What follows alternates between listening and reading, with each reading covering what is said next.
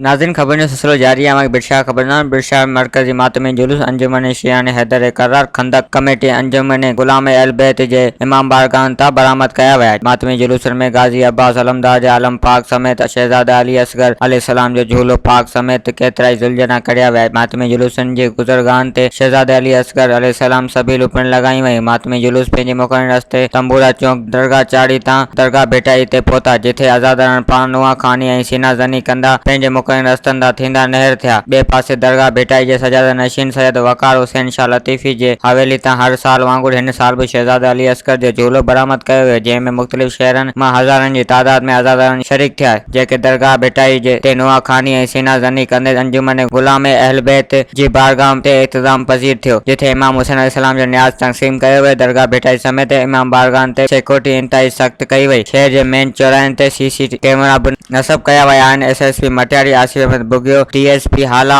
Altaf आराई, SHO बिरशाह हक नवाज़ जोड़ेजो ऐं rangers ऐं पुलिस एहलकारनि सां गॾिजी मातमी जुलूसनि जी सिक्योरिटी कंदा रहिया। वधीक ख़बरनि ऐं तफ़सील जे लाइ विज़िट कयो असांजी वेबसाइट awamiNewsHD.com ऐं ॾिसंदा रहो अवामी न्यूज़ HD।